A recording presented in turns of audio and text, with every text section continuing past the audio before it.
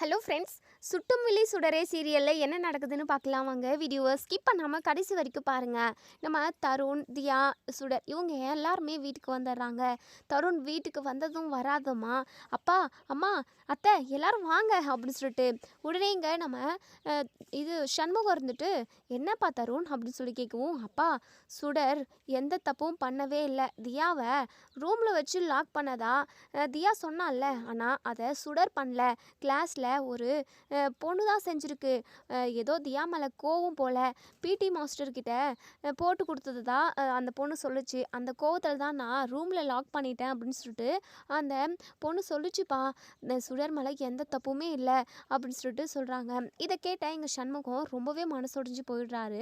இது சுடரை நம்ம திட்டுட்டோமே, எப்போவுமே இது வரைக்கும் நம்ம சுடரை திட்டுனதே கிடையாது, அவள் எப்போவுமே தப்பு பண்ணதும் கிடையாது, இப்போ அவள் சொல்கிறத எதுவுமே கேட்காம அவளை நம்ம திட்டுட்டுமே அப்படின்னு சொல்லிட்டு ரொம்பவே அதாவது மனசு வருத்தப்படுறாங்க. ஸோ சுடர்கிட்ட வந்து, இங்கே பாடுற சுடர், நான் ஏதோ தெரியாமல் திட்டேன், நீ தான் தப்பு செஞ்சிட்டியோ, இது தியாவுக்கு ரூமில் அடைச்சி வச்சு ஏதாவது ஆயிருந்திருந்தா என்ன பண்ணியிருக்க முடியுன்ற கோபத்தில் தான் நான் உன்னை திட்டேன்டா, என்னை மன்னிச்சிருடா தங்கம் அப்படின்னு சொல்லிட்டு இங்கே நம்ம சண்முகம் வந்து மன்னிப்பு கேட்குறாங்க. மாமா எதுக்காக மாமா மன்னிப்பு கேட்குறீங்க, நான் தான் தப்பு பண்ணலன்னு சொல்லிட்டு உறுதி ஆயிடுச்சு, அது மட்டுமே போதும், நீங்கள் மன்னிப்பு கேட்கணுன்னாலாம் நான் எதிர்பார்க்கல மாமா, நான் சின்ன குழந்தை, என்கிட்ட போய் நீங்கள் மன்னிப்பு கேட்கலாமா அப்படின்னு சொல்லிட்டு இப்போது இங்கே நம்ம அபி அழுதுகிட்டே ஓடி வந்து நம்ம சுடரை கட்டி பிடிச்சிக்கிறாங்க.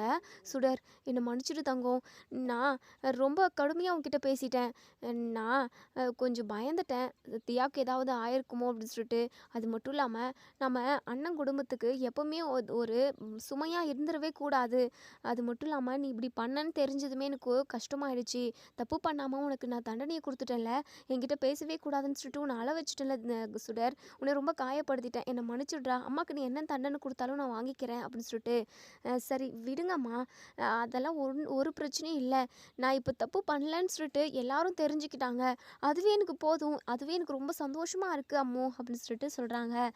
இப்போது எங்கள் நம்ம சரளாவுமே எப்போவுமே கோவப்படுறவங்க தான். ஸோ இந்த விஷயத்த கேட்டதுமே, சாரி சுடரு, நானும் உன்னை கண்டபடி திட்டிட்டேன் அப்படின்னு சொல்லிட்டு, ஐயோ எதுக்காக தான் எல்லாருமா என்கிட்ட சாரி கேட்டுக்கிட்டு இருக்கீங்க, அதெல்லாம் ஒன்றுமே வேண்டாம் அப்படின்னு சொல்லிட்டு இங்கே நம்ம சுடர் வந்து சொல்கிறாங்க. அதுக்கப்புறம் இன்னொரு சைடு இங்கே நம்ம மகேஷ் வந்து வெற்றிக்கு தேங்க்ஸ் சொல்கிறாங்க. அங்கிள் நீங்கள் இல்லை அப்படின்னா கண்டிப்பாக சுடர் தப்பு பண்ணலை அப்படின்றத நிரூபிச்சிருக்கவே முடிஞ்சிருக்காது. சுடருமே ரொம்ப ஹாப்பி ஆகிட்டா. அங்கிள் எனக்காக ஒரு ஹெல்ப் பண்ணுறீங்களா அங்கிள் அப்படின்னு சொல்லி கேட்கவும், சொல்லு மகேஷ் அப்படின்னு சொல்லி கேட்குறாங்க. இல்லை அங்கிள், சுடரோட வீட்டில் உள்ள யாருமே சுடர் கூட பேசலை அப்படின்னு சொல்லிட்டு சுடர் ரொம்பவே ஃபீல் பண்ணி அழுதா. இன்னைக்கு அவள் ஃபுல்லாகவே அழுதுகிட்டே தான் இருந்தா. அவங்க வீட்டுக்கு போனதுமே அவள் தப்பு பண்ணலன்னு சொல்லிட்டு தெரிஞ்சிருக்கும், எல்லாருமே அவகிட்ட அரவணைப்பாக பேசியிருப்பாங்க, அது மட்டும் இல்லாமல் அவள் ரொம்ப சந்தோஷமாக இருப்பா, அந்த சந்தோஷத்தை நான் என் கண்ணால் பார்க்கணுன்னு சொல்லிட்டு நான் நினைக்கிறேன் அங்கிள், தயவு செஞ்சு என்னை அவங்க வீட்டுக்கு கூட்டிகிட்டு போகிறீங்களா, முன்னாடி கூட நீங்கள் அவங்க வீட்டுக்கு ஒரு டைம் போனதான் என்கிட்ட சொல்லியிருந்தீங்கல்ல, ப்ளீஸ் அங்கிள் தயவு செஞ்சு என்னை கூட்டிகிட்டு போங்க அங்கிள் அப்படின்னு சொல்லிட்டு இங்கே நம்ம மகேஷ் வந்து கேட்குறாங்க. டே இப்போ எப்படிடா போக முடியும், அது மட்டும் இல்லாமல் உன் அப்பாவுக்கு தெரிஞ்சால் கோவப்பட மாட்டாரா, அதெல்லாம் கோவப்பட மாட்டார், நான் பர்மிஷன் வாங்கிட்டு வந்துடுறேன் அங்கிள், என்னை கூட்டிகிட்டு போவீங்களா, சரி சரி உன் அப்பாவை கேட்டுட்டு வா, அதுக்கப்புறம் நான் கூட்டிகிட்டு போகிறேன் அப்படின்னு சொல்லிட்டு நம்ம வெற்றி வந்து சொல்கிறாங்க. ஸோ மகேஷ் ஓடி போய் கருணா கிட்ட, அப்பா உங்ககிட்ட நான் ஒரு முக்கியமான விஷயம் பேசணும்ப்பா அப்படின்னு சொல்லிட்டு ஸ்கூலில் நடந்த விஷயத்த எல்லாத்தையுமே சொல்லிவிட்டு என் ஃப்ரெண்டை நான் இப்போ பார்த்தே ஆகணும்னு சொல்லிட்டு அடம்பிடிக்கிறாங்க. ஸோ இங்கே ஸ்வேதா இருந்துட்டு, என்ன மகேஷ் இப்படியெல்லாம் அடம்பிடிக்குவே, நாளைக்கு ஸ்கூலுக்கு வந்தால் அங்கே மீட் பண்ணி பேசிக்கோ, அது மட்டும் இல்லாமல் அவ்வளோ அதாவது ரொம்ப ஏழையாக இருக்கவங்க கூடலாம் நீ ஃப்ரெண்ட்ஷிப் வச்சுக்காத, நம்மளோட ரேஞ்சுக்கு ஏற்ற மாதிரி தான் நீ ஃப்ரெண்ட்ஷிப் வச்சுக்கணும், ஓகேவா, என்ன ஸ்வேதாம்மா எல்லா விஷயத்துலையுமே நீங்கள் கரெக்டாக பேசுவீங்க, நீங்கள் ரொம்ப நல்லவங்கன்னு சொல்லிட்டு நான் நினச்சிக்கிட்டு இருந்தேன், ஏழை பணக்காரவங்கன்னு சொல்லிட்டு பாகுபாடெல்லாம் பார்க்கக்கூடாது ஸ்வேதாம்மா, எல்லாருமே சமம், சரி சமம்னு சொல்லிட்டு நம்ம நினைக்கணும், உலகத்தில் உள்ள எல்லா உயிருமே சரி சமம் தான் ஸ்வேதாம்மா, நீங்களும் அப்படி பேசாதீங்க ஸ்வேதாம்மா அப்படின்னு சொல்லிட்டு இங்கே நம்ம மகேஷ் வந்து கோவப்படுறாங்க. ஸோ இங்கே கர்ணா இருந்துட்டு, என்ன மகேஷ் உன் ஸ்வேதாம்மாக்கிட்டே நீ கோச்சிக்குவியா, இல்லைப்பா நான் கோச்சிக்கலாம் இல்லை, அப்படி ஸ்வேதாம்மா சொன்னது எனக்கு பிடிக்கல அப்படின்னு சொல்லிட்டு உடனே ஸ்வேதா இருந்துட்டு, மகேஷ் சாரி மகேஷ், நீ யோசிச்ச அளவுக்கு கூட நான் யோசிக்கலல்ல, சாரிடா, சரி நீ போய்ட்டு உன் ஃப்ரெண்டை பார்த்துட்டு வந்துடு ஓகேவா அப்படின்னு சொல்லிட்டு இங்கே ஸ்வேதா வந்து சொல்கிறாங்க. தேங்க்ஸ் ஸ்வேதாம்மா, ஸ்வேதாம்மானா ஸ்வேதாம்மா தான் அப்படின்னு சொல்லிட்டு ஹக் பண்ணி ஒரு கிஸ் கொடுத்துட்டு போகிறாங்க. உடனே கர்ணா இருந்துட்டு, "இங்க பாரு ஸ்வேதா, அவன் பேசுனத எதுவும் மனசுல வச்சுக்காத" அப்படின்னு சொல்லி கேட்கவும், "அதெல்லாம் ஒண்ணும் இல்லைங்க. நான் அதெல்லாம் எதுவுமே மனசுல வச்சுக்கவே இல்ல. அது மட்டும் இல்லாம மகேஷ் ரொம்ப நல்லவனா வளர்றான்ல. அவனோட ஆக்டிவிட்டீஸ் அது மட்டும் இல்லாம அவனோட கேரக்டர் எல்லாமே எனக்கு ரொம்ப பிடிச்சிருக்கு. உண்மையாவே யாருக்கும் எந்த துரோகம் பண்ணக்கூடாது, யாருக்கும் கெடுதல் நினைக்கக்கூடாது, எல்லாருமே சந்தோஷமா இருக்கணும், யாரையுமே நம்ம தரக்குறைவா நினைக்கக்கூடாதுன்றது எல்லாத்தையுமே அவன் மனசுல வச்சிருக்கான். அதே மாதிரி நடக்கவும் செஞ்சுக்கிறான். ரொம்பவே நல்லா தான் இருக்கு. அப்படிதான் இருக்கணும் பிள்ளைங்க அப்படின்னா. நான் தான் தப்பா பேசிட்டேன் போல அப்படின்னு சொல்லிட்டு, அதுக்கப்புறம் நம்ம வெற்றிக்கிட்ட வந்து, "அங்கிள் நான் பெர்மிஷன் வாங்கிட்டேன். நம்ம இப்பவே போய் பார்த்துட்டு வந்துடலாமா?" அப்படின்னு சொல்லிட்டு சொல்றாங்க. "சரி, சரி வா போலாம்" அப்படின்னு சொல்லிட்டு கூட்டிட்டு போறாங்க. இப்போ நம்ம மகேஷ் இருந்துட்டு, இப்போ நம்ம வெற்றிக்கிட்ட சொல்றாங்க, "அங்கிள் அ சுடர் ரொம்ப ரொம்ப நல்ல பொண்ணு தெரியுமா? படிப்பிலும் சரி, மற்ற எல்லா விஷயத்துலையுமே சரி, ரொம்ப ரொம்ப சூப்பராக நடந்துக்கிறா" அப்படி இப்படின்னு சொல்லிட்டு பேசிக்கிட்டே வராங்க. வெற்றியுமே, "ஆமாம் மகேஷ், நீ சொல்கிறது கரெக்டு தான். சுடர்கிட்டேருந்து நான் நிறைய நல்ல பழக்கங்களை கற்றுக்கிட்டேன். அவளால் நான் கொஞ்சம் சேஞ்ச் ஆகிக்கிறேன்னு கூட சொல்லலாம்" அப்படின்னு சொல்லிட்டு பேசிக்கிட்டே இப்போது சண்முகத்தோட வீட்டுக்கு வந்துடுறாங்க. இப்போது அதே வீட்டில் தான் நம்ம சுடரோட அம்மா அபி, அதுக்கப்புறம் சண்முகம் இவங்க எல்லாருமே இருக்காங்க அப்படின்னு சொல்லிட்டு நம்ம வெற்றிக்கு தெரியாது. சுடரோட ரிலேஷன் தான் இவங்கெல்லாம் அப்படின்னு சொல்லிட்டு அவங்களுக்கு தெரியவே தெரியாது. இப்போது நம்ம வெற்றி வந்து நிற்கிறாங்க. சுடருமே அப்போ தான் வெளியே வரவும், அங்கே உடனே இங்கே நம்ம வெற்றியை பார்த்துட்டு, "கேப்டன், நீங்கள் எப்படி கேப்டன் இங்கே எப்படி வந்தீங்க?" அப்படின்னு சொல்லி கேட்கவும், மகேஷ் இருந்துட்டு, "இங்கே பாரு சுடர், நீ காலையிலேருந்து ஸ்கூலில் அழுதுகிட்டே இருந்தியா, அதான் உன்னை பார்க்கணுன்னு எனக்கு தோணிக்கிட்டே இருந்துச்சு. அதுக்கு தான் அங்கிளை நான் கூட்டிகிட்டு வர சொல்லி அடம் பிடிச்சேன். அங்கிளுமே கூட்டிகிட்டு வந்தார். சுடர் இப்போ ஓகே தானே? உங்கள் வீட்டில் உள்ள எல்லாருமே உன்னை நல்லா அதாவது மன்னிச்சு ஏற்றுக்கிட்டாங்களா? மன்னிக்கிறதுக்கு அதாவது நீ தப்பே பண்ணல, அப்புறம் எப்படி மன்னிக்கிறதெல்லாம்? இல்லை இல்லை, இப்போ உங்கள் வீட்டில் உள்ள எல்லாருமே நல்லா பேசுகிறாங்கல்ல" அப்படின்னு சொல்லிட்டு, "ஆமாம் மகேஷ், எல்லாருமே என்னை புரிஞ்சுக்கிட்டாங்க. நான் தப்பு பண்ணல அப்படின்னு சொன்னதுமே எல்லாருக்குமே ரொம்ப சந்தோஷம். எல்லாருமே என்கிட்ட சாரி எல்லாம் கேட்டாங்க தெரியுமா" அப்படின்னு சொல்லிட்டு, "சரி மகேஷ், கேப்டன் நீங்களும் உள்ளே வாங்க கேப்டன். மகேஷ் வா மகேஷ், வா ஏதாவது காஃபி இது சாப்பிடுவேன்" அப்படின்னு சொல்லிட்டு, "இல்லை சுடர், நீ என்ன பண்ணுறியோ ஏது பண்ணுறியோன்னு சொல்லிட்டு பார்த்துக்கிட்டு போகலான்னு தான் வந்தேன். நாங்கள் இப்படியே கிளம்புறோம். இங்கே பாரு மகேஷ், முதல்ல எங்கள் வீட்டுக்கு வந்திருக்க, ஏதாவது காஃபியாவது சாப்பிட்டு போகணும். கேப்டன் வாங்க கேப்டன்" அப்படின்னு சொல்லிட்டு கையை பிடிச்சி உள்ளே கூட்டிகிட்டு போகிறாங்க. இப்போது நம்ம அபி வந்து ரூமில் இருக்காங்க, சரளா கிச்சனில் இருக்காங்க, சண்முகம் வந்து வெளியே ஏதோ ஒரு வேலையாக கடைக்கு போயிருக்காங்க. ஸோ இங்கே தியாவும் தருணும் வராங்க. "வாங்க அங்கிள், வா மகேஷ்" அப்படின்னு சொல்லிட்டு கூப்பிடுறாங்க. உடனே இங்கே நம்ம தியா சாரி நம்ம சுடர் வந்து சரளா கிட்ட போய் கிச்சனில், "அத்தை, எனக்கு ஒரு ஹெல்ப் பண்ண முடியுமா? என் ஃப்ரெண்ட்ஸ் வந்திருக்காங்க, அவங்களுக்கு காஃபி வச்சு கொடுக்க முடியுமா?" அப்படின்னு சொல்லி கேட்குறாங்க. "சரி சரி இதோ வரேன்" அப்படின்னு சொல்லிட்டு காஃபி போட்டு கொண்டு வந்து இங்கே நம்ம சுடரோட கேப்டன் மகேஷ் இவங்க 2 பேருக்குமே கொடுக்குறாங்க. "நல்லா இருக்கீங்களா?" அப்படின்ற மாதிரியெல்லாம் சும்மா பேசிக்கிறாங்க. "சரிங்க அங்கிள், என் அம்மாவை நீங்கள் பார்த்ததில்லல்ல, நான் என் அம்மாவை கூட்டிகிட்டு வரேன், நீங்கள் பாருங்கள்" அப்படின்னு சொல்லிட்டு, உடனேங்க நம்ம மகேஷுமே, "ஆமாம் சுடர், உன் அம்முவை நான் பார்க்கணுன்னு சொல்லிட்டு யோசிச்சுக்கிட்டே இருந்தேன். ஏன்னா உன் அம்மு நிறைய கணக்கெல்லாம் சூப்பராக போடுவாங்களாமே, மேக்ஸ் அவங்கக்கிட்ட கற்றுக்கணுன்னு சொல்லிட்டு எனக்கு அவ்வளோ ஆசை. கண்டிப்பாக உங்கள் அம்முக்கிட்ட நான் டியூஷன் வரணும்னு தான் இருக்கேன்" அப்படின்னு சொல்லிட்டு சொல்லிக்கிட்டு இருக்காங்க. "சரி மகேஷ், நீ அம்முக்கிட்ட வந்து மேக்ஸ் கற்றுக்கிட்ட அப்படின்னா எவ்வளோ பெரிய ப்ராப்ளம் அப்படி இருந்தாலுமே சால்வ் பண்ணிடலாம்" அப்படின்ற மாதிரி சொல்கிறாங்க. "சரி நான் அம்மாவை கூட்டிகிட்டு வரேன்" அப்படின்னு சொல்லிட்டு இப்போது நம்ம அபி வந்து படுத்துக்கிட்டே ஃபோன் பார்த்துக்கிட்டு இருக்காங்க.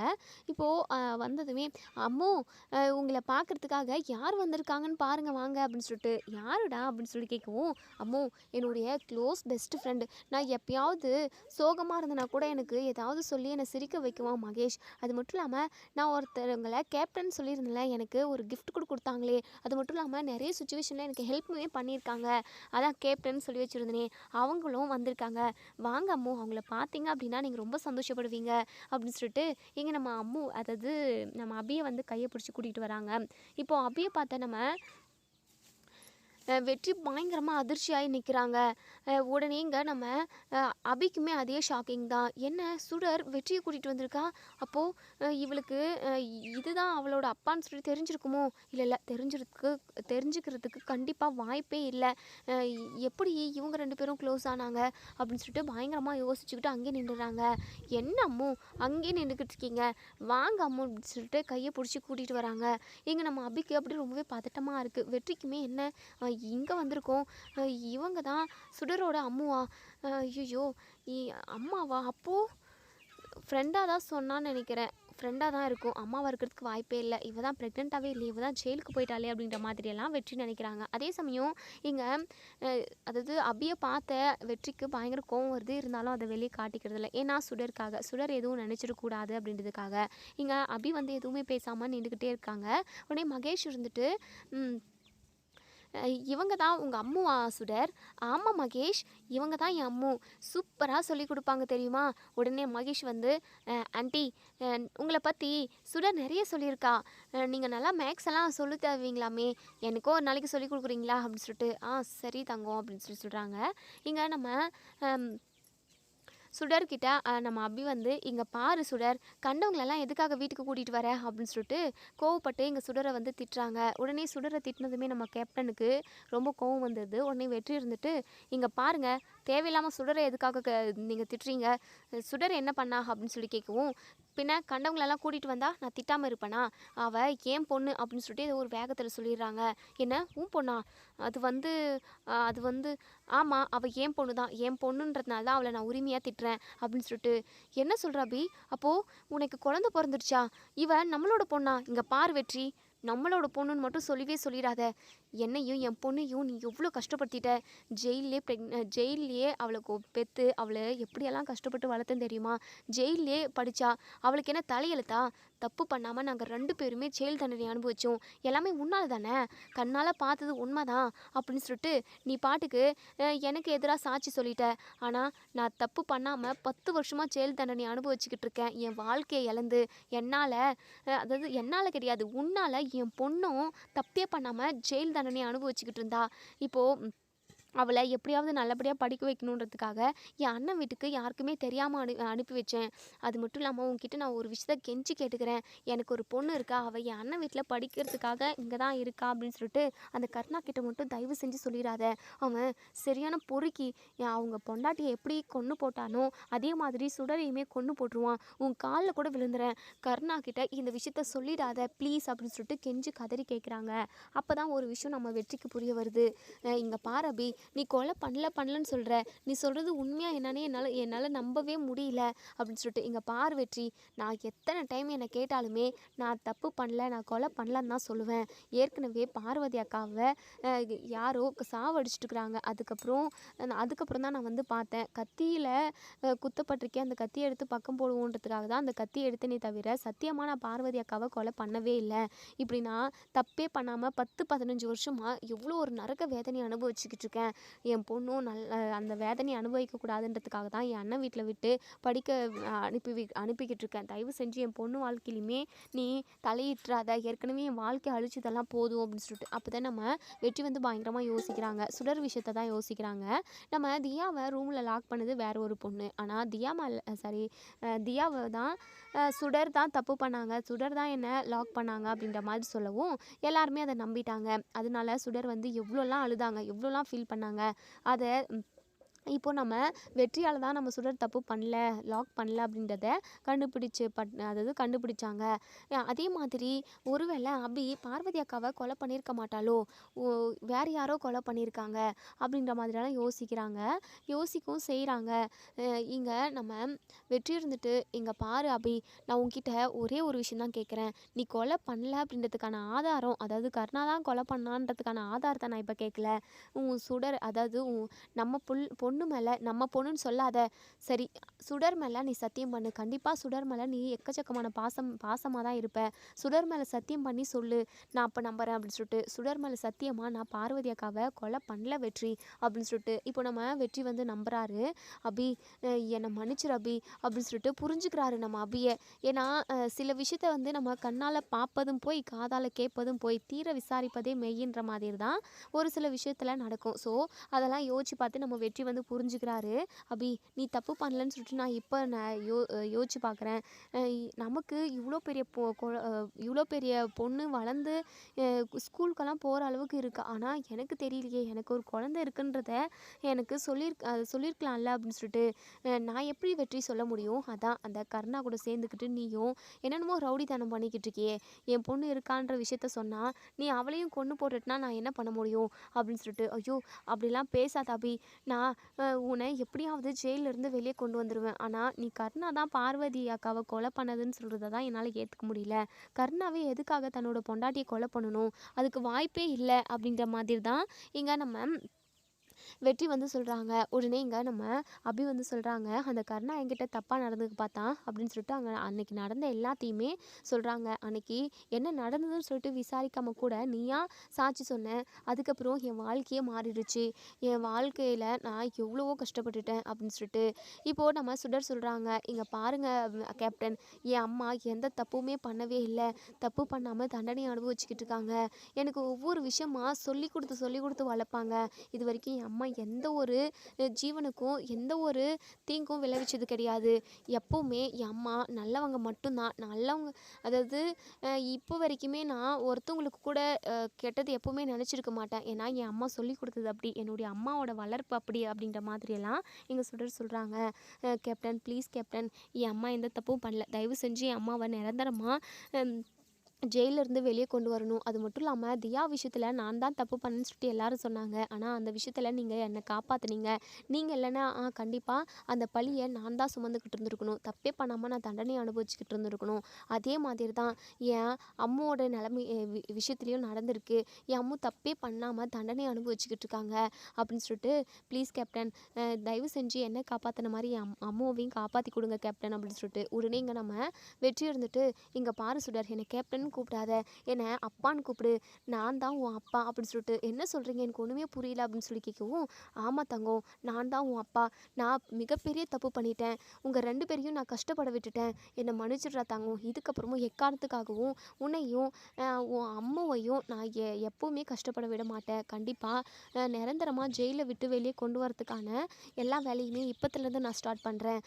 யார் பார்வதி அக்காவை கொலை பண்ணாங்க அப்படின்னு சொல்லிட்டு நான் தேடி கண்டுபிடிக்க தான் போகிறேன் அப்படின்னு சொல்லிட்டு இங்கே நம்ம வெற்றி வந்து சொல்கிறாங்க. இப்போது அபி இருந்துட்டு ரொம்பவே சந்தோஷப்படுறாங்க.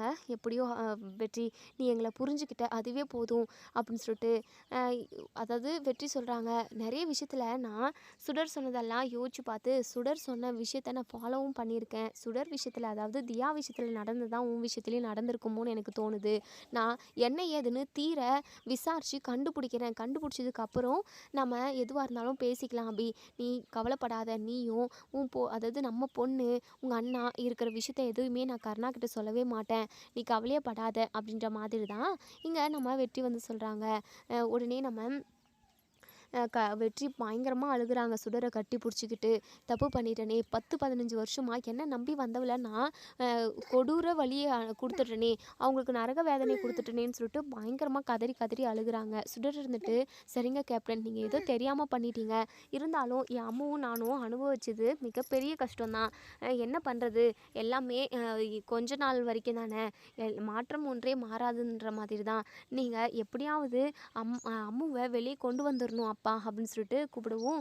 நம்ம வெற்றிக்கு அப்பான்னு ஒரு வார்த்தை கேட்டதுமே அவ்வளோ ஒரு சந்தோஷமாக இருக்குது. நீ கவலைப்படாத தங்கம், இந்த அப்பா உங்களை நடுத்தெருவில் விட்டுற மாட்டேன் அப்படின்னு சொல்லிட்டு இங்கே நம்ம வெற்றி வந்து சுடர்கிட்டையும் நம்ம அம்மு அதாவது அபிக்கிட்டேயும் சொல்லிட்டு அங்கேருந்து போகிறாங்க. சரளா இருந்துட்டு, இவன் தான் உன் புருஷனா, இவ்வளோ நாளாக உன்னை எவ்வளோ கஷ்டப்படுத்தியிருக்கான், இவனை நீ இப்போ ஏற்றுக்கிட்டியா அப்படின்னு சொல்லிட்டு சொல்லவும், உடனே இங்கே நம்ம அபிக்கு என்னதான் வெற்றி மேலே கோவம் இருந்தாலும் அந்த அளவுக்கு பாசமும் லவ்வும் இருந்துக்கிட்டு தான் இருக்குது.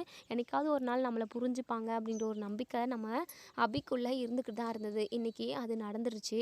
இங்கே பாருங்க நீ எப்படியோ சுடருக்குமே அவங்க அப்பா கூட இருக்கணும்னு அவ்வளோ ஆசை. ஆனால் அவங்க அப்பா சரியில்லாத இடத்துல இருக்காரு, சரியில்லாத வேலையை செஞ்சுக்கிட்டு இருக்காருன்றதுனால தான் சுடர்கிட்டையுமே அவங்க அப்பா விஷயத்த சொல்லாமல் இருந்தேன்.